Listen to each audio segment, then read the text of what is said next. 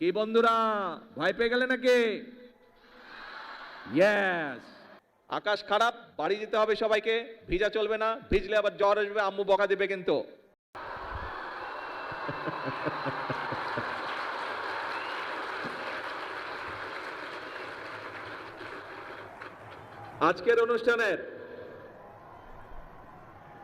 আজকের এই নতুন করে স্পোর্টস অনুষ্ঠানের চিফ গেস্ট কারা কারা বলেছি আমি।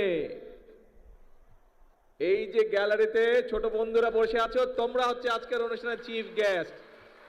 আর আমার আজকের এই নতুন করে স্পোর্টস অনুষ্ঠানের সম্মানিত ছোট বন্ধু চিফ গেস্টরা এবং অনুষ্ঠানের সভাপতি সহ আমন্ত্রিত অতিথিবৃন্দ, আসসালামু আলাইকুম। আমার কাছে একটা বড় বক্তৃতা আছে, দেখতে পাচ্ছ বন্ধুরা, কিন্তু তোমাদের বক্তৃতা শুনতে ইচ্ছা করছে? আমার কিন্তু বক্তৃতা দিতে ইচ্ছা করছে না। তোমাদের সাথে তাহলে একটু কথা বলি। হ্যাঁ, বক্তৃতা আমরা শুনে ফেলেছি। আগে আমাকে বলো, এই যে মাঠের মধ্যেখানে আমাদের অন্য বন্ধুরা যে বসে আছে, ওরা যে কিছু আগে অ্যাক্রোবেট দেখালো, তারপরে সুইমিং দেখালো, চেস দেখালো, এই যে 8টা আমাদের ইভেন্ট এখানে দেখালো, কেমন লাগলো? তোমরা এনজয় করেছো সবাই? তাহলে আমরা ওদের জন্য একটা জোরে ক্ল্যাপিং দেই।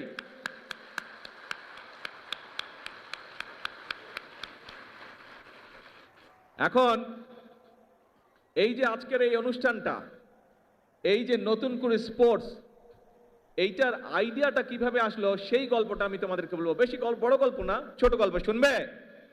কে কে শুনবে? হাত তোলো তো, কে কে শুনবে?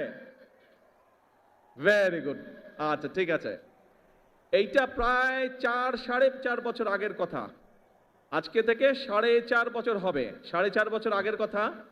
আজকের যে এই যে আমাদের স্পোর্টস মিনিস্টার আমিনুল, এই আমিনুল গিয়েছিল লন্ডনে আমার সাথে দেখা করতে। তখন আমি লন্ডনে থাকতাম। তো আমিনুল এসছে, আমার সাথে কথা বলছে। তো ওকে নিয়ে একটা রেস্টুরেন্টে খেতে গিয়েছি। আমি গিয়েছি, আমার সাথে তোমাদের আন্টি গিয়েছেন, আমিনুল গিয়েছে, আর এখানে কয়সার বসে আছে, খুব সময় কয়সারও আমার সাথে ছিল। আচ্ছা, তো এখন আমরা গল্প করছি, কথা বলছি বাংলাদেশের বিভিন্ন বিষয় নিয়ে। তারপরে আমরা কথা শুরু করলাম, যেহেতু আমিনুল স্পোর্টসের মানুষ, আমি এখন স্পোর্টস নিয়ে আলাপ শুরু করলাম, যে স্পোর্টস নিয়ে আমরা কি কি করব, বিভিন্ন বিষয়ে আলাপ করলাম। আলাপ করতে করতে এক পর্যায়ে আমরা খাবার টেবিলে বসে ঠিক করলাম যে আমরা নতুন করে স্পোর্টস চালু করব বাংলাদেশে।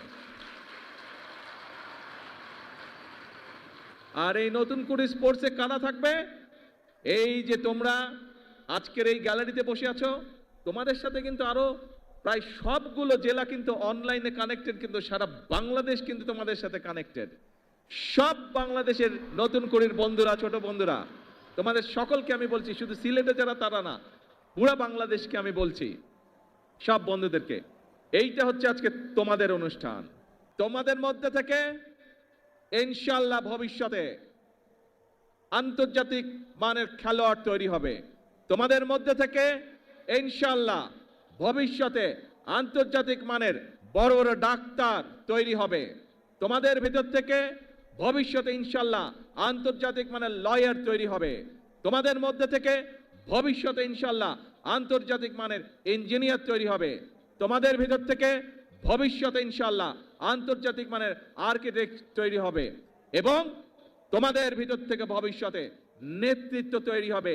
এই দেশকে তোমরা নেতৃত্ব দিবে, তোমরা সামনে এগিয়ে নিয়ে যেতে হবে। তোমাদেরকে পারবে? ইয়েস। তোমাদের মধ্যে থেকে এমপি হবে, মন্ত্রী হবে, প্রধানমন্ত্রী হবে, প্রেসিডেন্ট হবে তোমাদের মধ্যে থেকে, এই বাংলাদেশের। হবে না? ইনশাআল্লাহ। এখন বন্ধুরা, আসো আমরা আবার খেলায় চলে আসি। পড়ালেখা তো সবাইকে করতে হবে, পড়ালেখা কিন্তু মাফ করা যাবে না।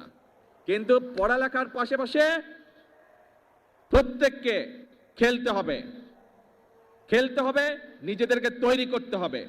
মনে রাখবে, তোমাকে ঠিক করে নিতে হবে তুমি কি করবে, এবং তুমি যখন নিজেকে ঠিক করে নিতে পারবে, নিজের লক্ষ্যকে স্থির করে নিতে পারবে, তখন তুমি সেই টার্গেট অ্যাচিভ করার জন্য সেই সামনের দিকে তোমাকে এগোতে হবে। ঠিক আছে? খেলার ক্ষেত্রে হোক, পড়ালেখার ক্ষেত্রে হোক, সরকার থেকে আমরা আমাদের দেশের যেই সামর্থ্য আছে, যতটুকু আমাদের ক্যাপাবিলিটি আছে, আমরা আমাদের ছোট বন্ধুদের পাশে আছি। কেউ খেলোয়াড় হবে, কেউ গায়ক হবে, কেউ মিউজিশিয়ান হবে, এক একজন এক একটা হবে। সরকার, রাষ্ট্র তোমাদের পাশে আছে। কারণ ওই যে একটু আগে বলেছি, ভবিষ্যৎ বাংলাদেশ তোমরা, ভবিষ্যতে বাংলাদেশকে নেতৃত্ব দিবে তোমরা। জোরে বলতে হবে, না ভয় পাইনি আমরা। এই বাংলাদেশ একসময় পরাধীন ছিল। আমাদের পূর্বপুরুষরা এই বাংলাদেশকে স্বাধীন করেছে, যুদ্ধ হাতে, অস্ত্র হাতে যুদ্ধ করে স্বাধীন করেছে।